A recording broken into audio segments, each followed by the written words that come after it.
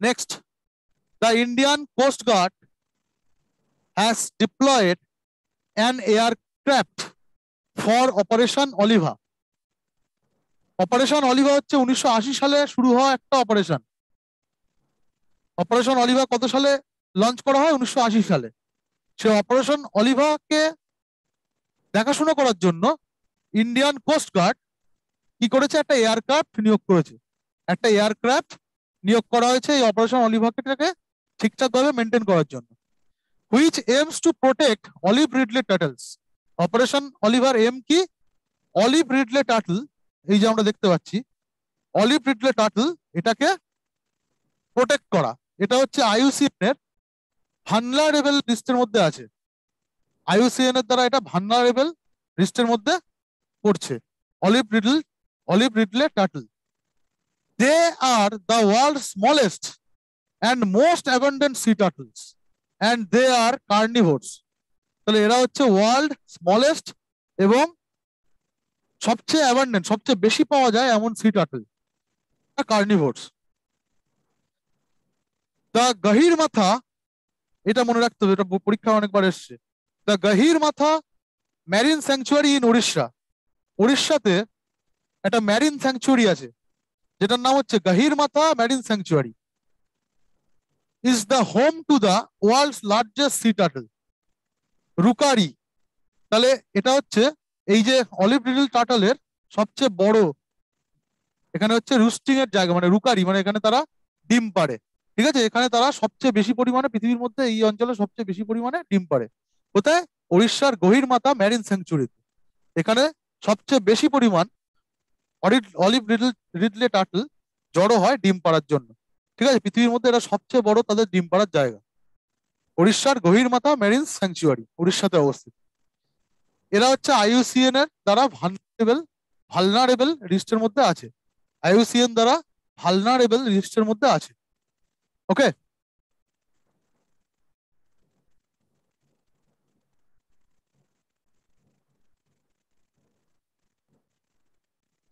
Dihing Patkai national park, এটাও পরীক্ষায় অনেকবার এসছে। কোথায় অবস্থিত? দিহিং পাটকই ন্যাশনাল পার্ক, যেটা হচ্ছে আসামের একটা ন্যাশনাল পার্ক। ঠিক আছে, আসাম হ্যাজ দ্য, তাহলে রিসেন্টলি এই দিহিং পাটকইকে ন্যাশনাল পার্ক হিসেবে ঘোষণা করা হয়েছে আসামের একটা। ঠিক আছে, তো আসামে টোটাল 6টা আগে ছিল ন্যাশনাল পার্ক। বর্তমানে কথা হলো এটা ন্যাশনাল পার্ক হওয়ার ফলে দিহিং পাটকইটা বর্তমানে আসামে 7টা ন্যাশনাল পার্ক হলো। ঠিক আছে, মধ্যপ্রদেশে আছে 12টা। সবচেয়ে বেশি ন্যাশনাল পার্ক কোথায় আছে? মধ্যপ্রদেশ, এমপিতে। টোটাল কটা? 12টা। আসামে আগে ছিল 6টা। দিহিং পাটকইটা ন্যাশনাল পার্ক ঘোষিত হওয়ার পরে আসামে রিসেন্টলি 7টা ন্যাশনাল পার্ক আছে আসামে। আর আন্দামান নিকোবরে টোটাল 9টা ন্যাশনাল পার্ক আছে। ঠিক আছে, তো আসাম হচ্ছে third most national park. Assam এমন একটা জায়গা has the third most national park. ইন্ডিয়ায় সবচেয়ে বেশি ন্যাশনাল পার্ক কোথায় আছে? মধ্যপ্রদেশ। কটা? 12টা। তারপরে আন্দামান নিকোবর কটা? 9টা। তারপরে কোথায়? আসাম কটা? 7টা। রিসেন্টলি আসামের ন্যাশনাল পার্ক কোনটা হলো? Dihing Patkai national park. The 5 oldest national park in the state আর, 5টা যে ন্যাশনাল পার্ক আসামের আগে ছিল পুরনো: কাজিরাঙ্গা, নামেরি, মানস, ওরাং, ডিব্রু সাইখোয়া। এটা পরীক্ষা রিসেন্টলি পরীক্ষা অনেকবার এসছে। ডিব্রু সাইখোয়া ন্যাশনাল পার্ক কোথায় অবস্থিত? আসামে অবস্থিত। কাজিরাঙ্গা এবং মানস, এর মধ্যে এই দুটো, কাজিরাঙ্গা ন্যাশনাল পার্ক এবং Manas national park are UNESCO world heritage site. তারা কিন্তু আসামের UNESCO world heritage site. Dihing Patkai as an important elephant habitat. এই দিহিং পাটকই যেটা ন্যাশনাল পার্ক ঘোষিত হলো, এখানে সবচেয়ে বেশি পরিমাণ এলিফ্যান্ট থাকে। অন্যান্য প্রাণীর থেকে এলিফ্যান্ট এখানে বেশি থাকে এই দিহিং পাটকই। ওকে,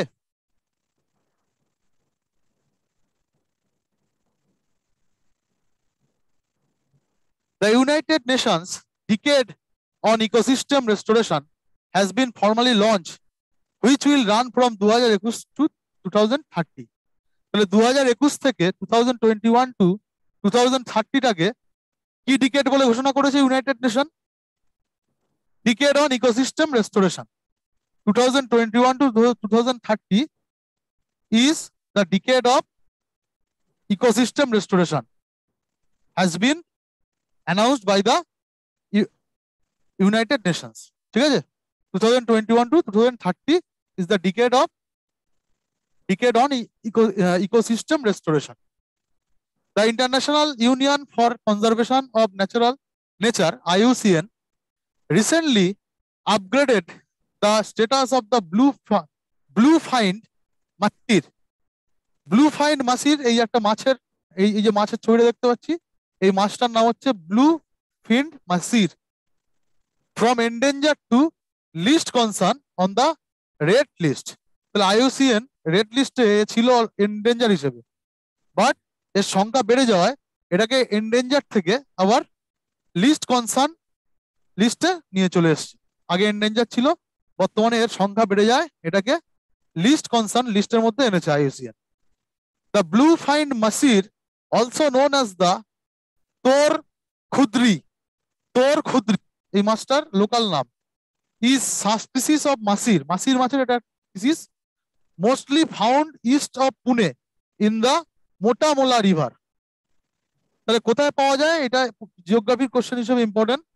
মোটামোলা রিভার কোথায় অবস্থিত? পুনেতে, মহারাষ্ট্রে। সেখানে এই মাছটা পাওয়া যায়, মাছির যে মাছটা মোটামোলা রিভার অফ পুনেতে পাওয়া যায় বেশি পরিমাণে। This species can also be found in rivers throughout the Deccan plateau. তাহলে ডেকান প্লেটিউতে, দাক্ষিণাত্যের মালভূমির বিভিন্ন নদীতেও এই মাছটা পাওয়া যায়, কিন্তু সবচেয়ে বেশি পরিমাণ পাওয়া যায় কোথায়? মহারাষ্ট্রের পুনেতে, মোটামুলা রিভারে। ঠিক আছে, যেমন আমাদের ইলিশ সবচেয়ে ভালো বেস্ট কোয়ালিটি এবং বেশি পরিমাণে পাওয়া যায় কোথায়? পদ্মায়। ঠিক এটা হচ্ছে এই যে মাছির মাছটা মহারাষ্ট্রের মোটামুলা রিভারে পাওয়া যায় সবচেয়ে বেশি পরিমাণে। এটাকে IUCN রিসেন্টলি এন্ডেঞ্জার থেকে আপগ্রেড করে লিস্ট কনসার্নে লিস্টের মধ্যে নিয়ে এসছে, কারণ এর সংখ্যা প্রচুর পরিমাণে বেড়ে গেছে। ঠিক আছে, মাছির।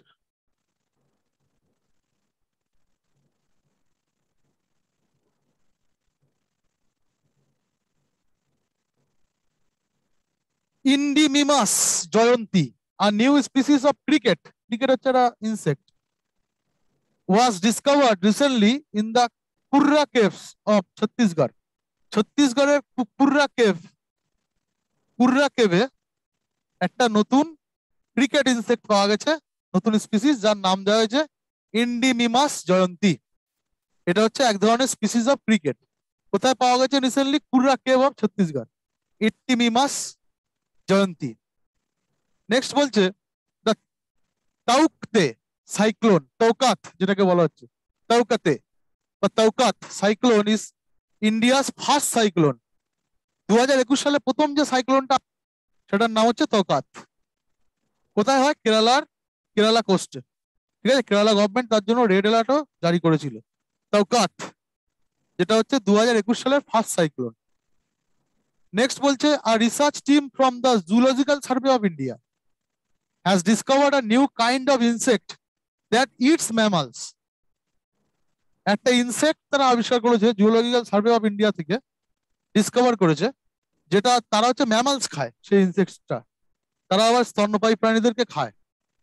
The animal was named Crocidura নারকন্ডামিকা।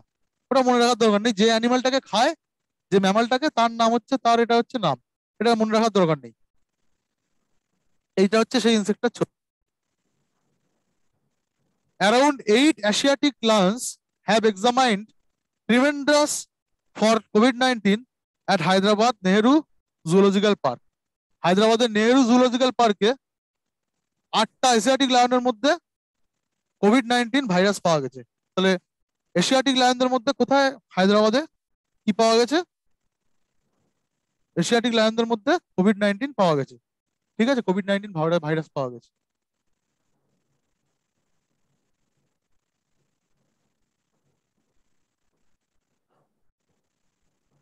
On April 28, 2021, 7 back-to-back earthquakes came about in Assam.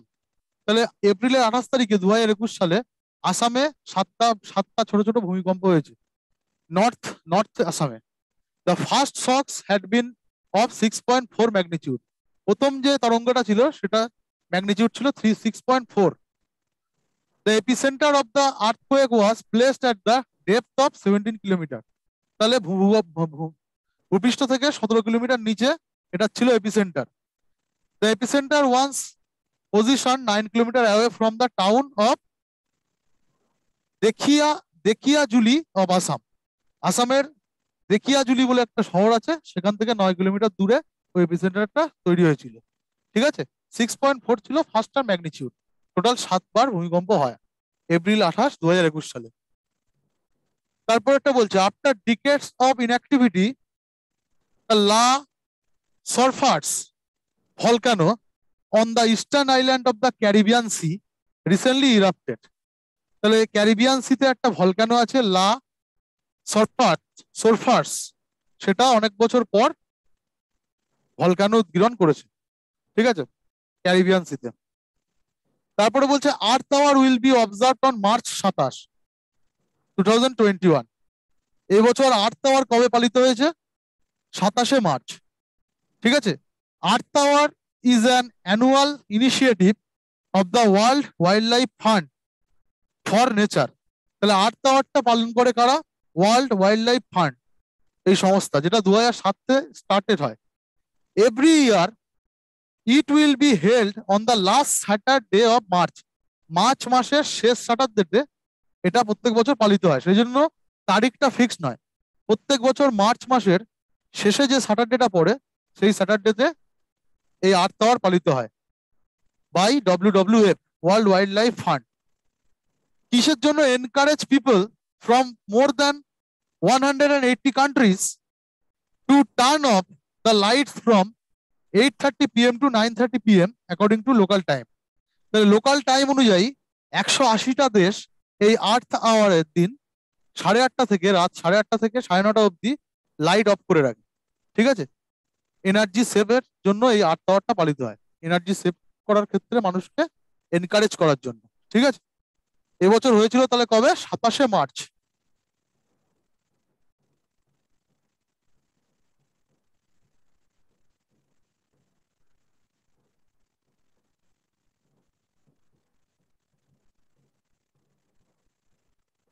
Recently, the active volcano of Mount Sinabang of the Indonesia island of Sumatra erupted.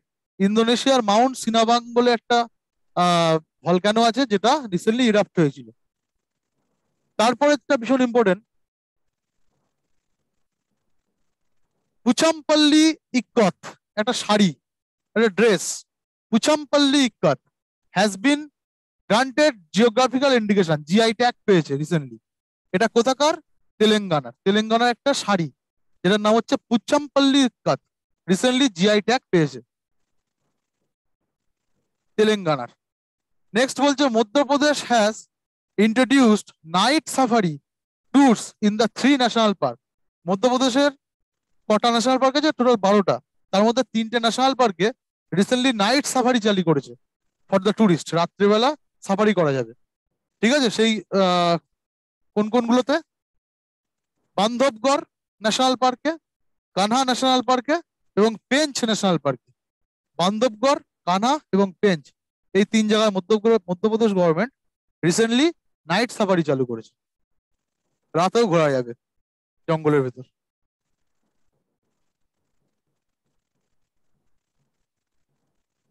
The Center for Science and Environment, CSE, released State of Environment Report 2021.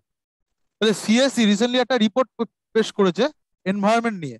Impact of COVID-19, বলছে the biggest concern India will user in a pandemic generation.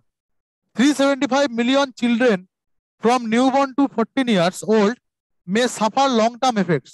তাহলে COVID-19 এর জন্য একটা generation সবচেয়ে বেশি suffer করবে, সেই generation হচ্ছে 0 থেকে 14 ইয়ার ওল্ড এর বাচ্চারা। Challenges can range from underweight. COVID-19 এর ফলে লকডাউন ফাউনের ফলে কি হয়েছে? অনেক মানুষের চাকরি চলে গেছে, মানুষের হাতে পয়সা কম আছে, এর ফলে বাচ্চাদের আন্ডারওয়েট হতে পারে। Stunning and rising child mortality বাড়তে পারে তার ফলে। To a decline in the education, এডুকেশনের তো ডিক্লাইন হচ্ছে, পড়াশোনা অনেকদিন ধরে বন্ধ, অ্যান্ড ওয়ার্ক এফিসিয়েন্সি এর ফলে কমে যেতে পারে বাচ্চাদের। ঠিক আছে, more than 500 million children are forced to drop out school globally and India accounts for more than half of them. তাহলে এই কোভিড-19 এর জন্য 500 মিলিয়ন বাচ্চা স্কুল ছাড়তে বাধ্য হয়েছে পৃথিবী ব্যাপী। ইন্ডিয়াতেই শুধু তার অর্ধেক। এই 500 মিলিয়নের মধ্যে ইন্ডিয়াতেই অর্ধেক বাচ্চা, 250 মিলিয়ন বাচ্চা প্রায় India. The epidemic may plunge another 115 million people into extreme poverty, most of whom live in South Asia. তাহলে প্রায় পৃথিবীব্যাপী 115 মিলিয়ন মানুষ যারা এক্সট্রিম পভার্টির মধ্যে পড়ে যাবে এই কোভিড-19 এর জন্য, তার মধ্যে বেশিরভাগই সাউথ এশিয়ার। State of environment, Tarapur in Maharashtra has become the most populated area. মহারাষ্ট্রের তারাপুর হচ্ছে মোস্ট পপুলেটেড এরিয়া বলে ঘোষিত হয়েছে। When ranking based on achieving the sustainable development goal, the best performing states are, sustainable ডেভেলপমেন্টের দিক দিয়ে বেস্ট পারফরমেন্স আছে কেরালার, তারপর হিমাচল প্রদেশ, তারপর অন্ধ্রপ্রদেশের। তবে বেস্ট পারফর্মিং স্টেট হচ্ছে কেরালা সাস্টেনেবল ডেভেলপমেন্টের দিক দিয়ে। The worst performing state Bihar, Jharkhand, Arunachal Pradesh, Meghalaya. তবে সবচেয়ে ওয়েস্ট পারফরমেন্স আছে বিহারের, সবচেয়ে বেস্ট পারফরমেন্স আছে কেরালার সাস্টেনেবল ডেভেলপমেন্টের দিক দিয়ে। আর মহারাষ্ট্রের তারাপুর হচ্ছে মোস্ট পপুলেটেড এরিয়া। ঠিক আছে, মোস্ট পপুলেটেড এরিয়া হচ্ছে মহারাষ্ট্রের তারাপুর, এই যে সিএসসি রিপোর্ট অনুযায়ী।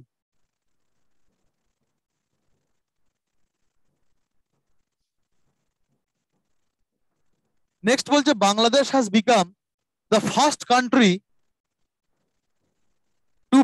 Two ban the pain killer ketoprofen. Ketoprofen বলে একটা পেন কিলার পাওয়া যায়, কেটোরোফেন। এই যে পেন কিলারটা ক্যাটেলদের চিকিৎসার জন্য ব্যবহৃত হয়। ক্যাটেলদের চিকিৎসার জন্য একটা পেন কিলার ব্যবহৃত হয় যেটার নাম হচ্ছে ketoprofen. But this pain killer is poisonous to vultures. কিন্তু শকুনদের জন্য, যা ভালচার্সদের জন্য এই পেন কিলারটা কিন্তু পয়জনাস। এবার ক্যাটেলরা যখন মারা যায় তখন এই পেন কিলারটা তাদের দেহের মধ্যে থেকে যায় এবং সেটাকে যখন ভালচার্সরা খায় তখন তারা কি মারা যায় পরোক্ষভাবে। সেই জন্য ভালচার একটা মানে ভালচারের অবলুপ্তির একটা চান্স থাকে এই কেটোরোফেন ইউজ করলে। সেই জন্য বাংলাদেশ হলো প্রথম কান্ট্রি পৃথিবীর মধ্যে যারা এই পেন কিলারটাকে, কেটোরোফেনটাকে কি করলো, ব্যান করেছে। তারা আর ক্যাটেলদের চিকিৎসার জন্য এই ওষুধটা ব্যবহার করবেন, কেটোরোফেন। The National Tiger Conservation Authority (NTCA) has approved the establishment of fifth tiger reserve at Meghamalai and Srivilluputhur in Tamil Nadu. তামিলনাড়ুর মেঘামালাই এবং শ্রীভিল্লুপুত্তুরে কি করা হয়েছে, একটা নতুন টাইগার রিজার্ভ করার অনুমোদন দেওয়া হয়েছে। The Villipuram district government of Tamil Nadu issued its first statement under the Wildlife Protection Act 1972. The purpose of this statement is to declare the Kali Valley wetland a bird sanctuary. তাহলে কালি valley ওয়েটল্যান্ডকে, তামিলনাড়ুর কালি valley ওয়েটল্যান্ডকে bird sanctuary ঘোষণা করা হয়েছে। আমাদের কিছু দরকার নেই, just এই নামগুলো আর কোন স্টেটে অবস্থিত। কালি ভ্যালি ওয়েটল্যান্ড কোথায় অবস্থিত, তামিলনাড়ুতে। সেটা কি, একটা বার্ড স্যাংচুয়ারি, একটা ওয়েটল্যান্ড ছিল, সেটাকে বার্ড স্যাংচুয়ারি ঘোষণা করা হয়েছে। তামিলনাড়ুতে কালি ভ্যালি ওয়েটল্যান্ড অবস্থিত, কালি ভ্যালি। ভিলুপুরাম ডিস্ট্রিক্ট, ভিলুপুরাম কোথায় অবস্থিত, তামিলনাড়ুতে। ঠিক আছে, এটাও শ্রীভিল্লুপুত্তুর, মেঘামালাই, এই নাম দুটো কোন স্টেটের সাথে যুক্ত, তামিলনাড়ুর সাথে। আমাদের শুধু নামগুলো এবং স্টেটের নামগুলো জানতে হবে, পরীক্ষা আসলে ওইগুলোই আসবে। এটা কোথায় অবস্থিত, এই টাইগার রিজার্ভটা কোথায় অবস্থিত। The central government announced that it will soon establish a new wetland protection and management center in Chennai. তাহলে সেন্ট্রাল গভর্নমেন্ট একটা নতুন ওয়েটল্যান্ড প্রোটেকশন এবং ম্যানেজমেন্ট সেন্টার তৈরি করবে। কোথায় এটা, কোথায় তৈরি করবে, চেন্নাইতে। পরীক্ষায় আসলে এইটুকুই আসবে যে new wetland protection and management centre কোথায় তৈরি হবে, চেন্নাইতে তৈরি হবে।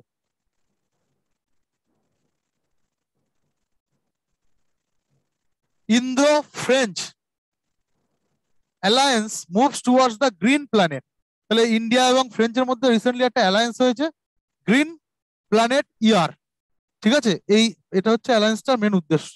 গ্রিন প্ল্যানেট মানে পরিবেশ বান্ধব একটা প্ল্যানেট গঠন করা।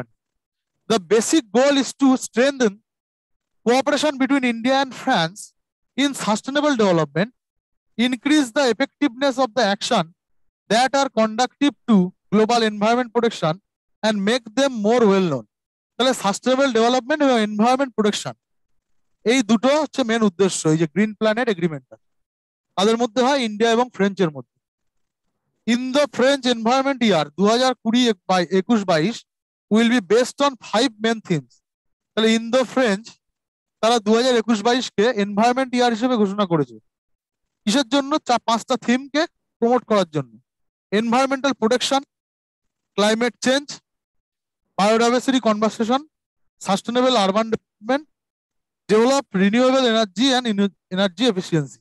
এই তাদের এই যে 21-22 এনভায়রনমেন্ট ইয়ারের 5টা হচ্ছে থিম তাদের, ঠিক আছে? তাহলে ইন্ডিয়া এবং ফ্রান্স, ঠিক আছে? Green planet.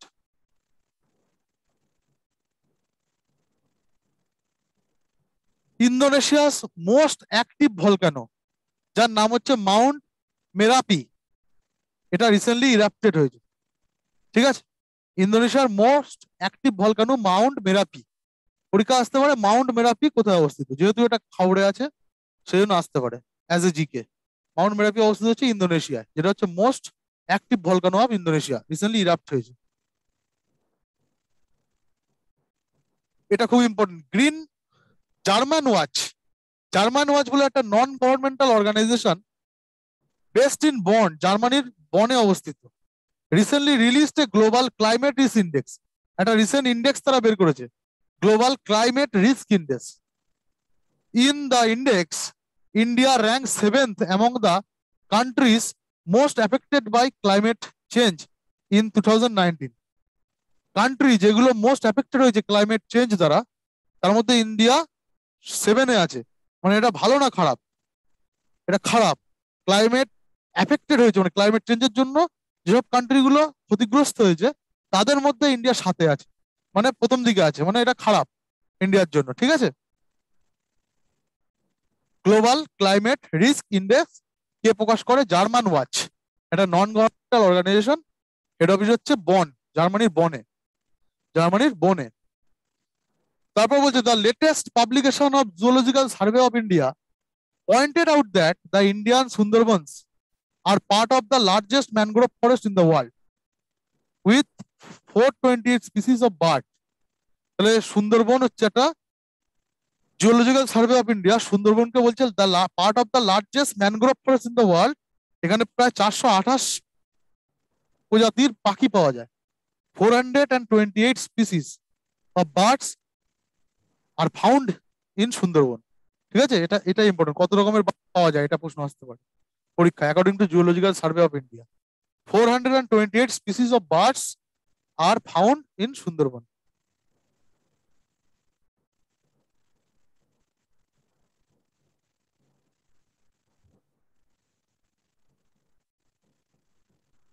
সিমেরু volcano erupted in East Java, Indonesia. তাহলে ইন্দোনেশিয়ার মোটামুটি সব যে কটা ভলকানো আছে সবই এবছর ইরাপ্টেড হয়েছে। আর আগে একটা হয়েছিল পড়েছিলাম মেরাপি, তার আগে একটা হয়েছিল পড়েছিলাম সিনাবাং। তাহলে ইন্দোনেশিয়ার সিমেরু, মেরাপি, সিনাবাং, ঠিক আছে? এই ভলকানো গুলো রিসেন্টলি ইরাপ্ট হয়েছিল। Bihar started the first state level birds festival, এটা খুব ইম্পর্টেন্ট পরীক্ষার জন্য। বিহারে একটা এবছর বার্ড ফেস্টিভ্যাল হয়েছে যেটার নাম হচ্ছে কলরব। কোথায় হয়েছে? In the Nakti bird sanctuary in Jamui district of Bihar. তাহলে কলরব এটা হচ্ছে বার্ড ফেস্টিভ্যাল, কোথায় হয়? বিহারের নাকতি বার্ড স্যাংচুরিতে। পরীক্ষা এটাও আসতে পারে, নাকতি বার্ড স্যাংচুরি কোথায় অবস্থিত?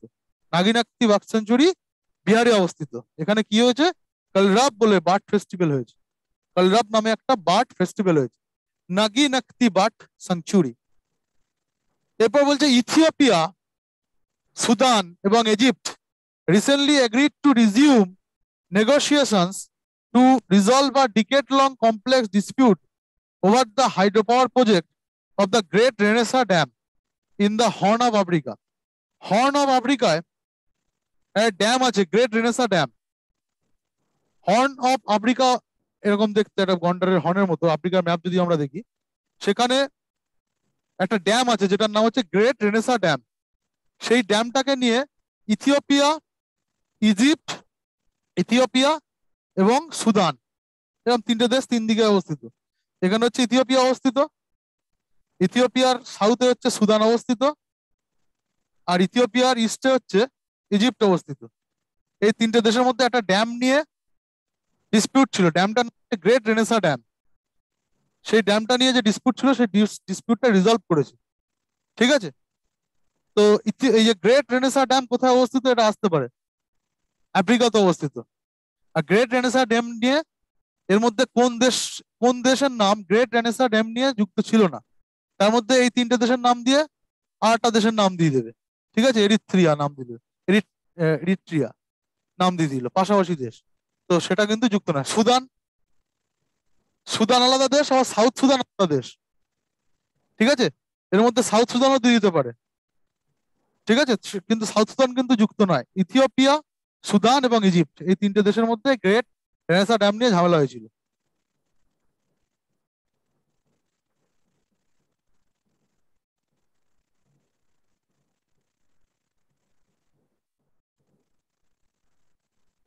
In major progress in protecting biodiversity, India has added SOCAR, very important একটা কারেন্ট অ্যাফেয়ার্স। SOCAR বলে একটা ওয়েটল্যান্ড আছে যেটাকে রিসেন্টলি রামসার সাইট ঘোষণা করা হয়েছে।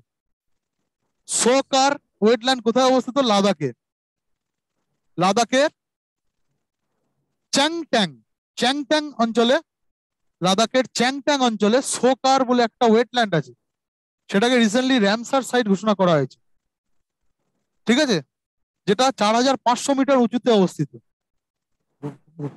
জলতল থেকে 4500 মিটার উঁচুতে এই ওয়েটল্যান্ডটা অবস্থিত।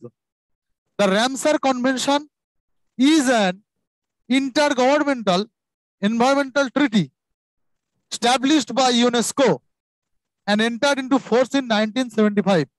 1975 সালে এই রামসার কনভেনশনটা হয় ইউনেস্কোর দ্বারা, ইউনেস্কো এটাকে স্ট্যাবলিশ করে। The Ramsar wetland is a wetland of international importance.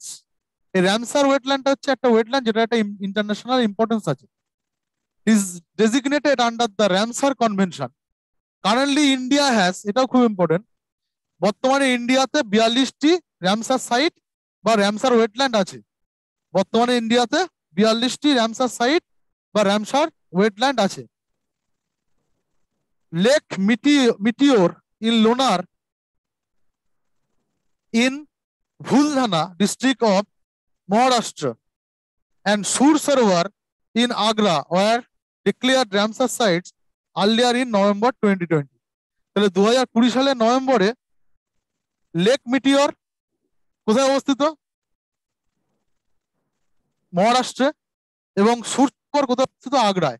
সুর সরোবর এবং লেক মিটিওর এই দুটোকে কিন্তু রামসার সাইট ঘোষণা করা হয়েছিল 20-তে। তাহলে রিসেন্টলি কোনটা করা হয়েছে? সোকার। সোকার কততম? 42তম, ঠিক আছে। 42টা রামসার সাইট ইন্ডিয়াতে আছে। সোকার কোথায় অবস্থিত? লাদাখ। এটা কিন্তু খুব ইম্পর্টেন্ট এক্সামের জন্য। Government of India launch the national clean air program. Government India একটা প্রোগ্রাম লঞ্চ করেছে যার নাম হচ্ছে national clean air program as a long term time bound national level strategy. The program aims to tackle the air pollution problem across the country in a comprehensive manner. এত কিছু দরকার নেই, শুধু এই লাইনটা আমাদের মনে রাখতে হবে। The target is to achieve a 20% to 30% reduction in particulate matter, PM matter বলা হয়, particulate matter by 2024, keeping 2017 as base year. তাহলে 2017-এর সাপেক্ষে 2024-এর মধ্যে 20 থেকে 30% পলিউশন, এয়ার পলিউশন কমানোর জন্য এটা লঞ্চ করা হয়েছে, ন্যাশনাল ক্লিন এয়ার প্রোগ্রাম। 2017-এর সাপেক্ষে 2024-এর মধ্যে 20 থেকে 30% এয়ার পলিউশন করে এমন পার্টিকেল গুলোকে কমানোর একটা টার্গেট নেওয়া হয়েছে। কত সালের মধ্যে? 2014 মধ্যে। বেস ইয়ার কত? 2007। That's all.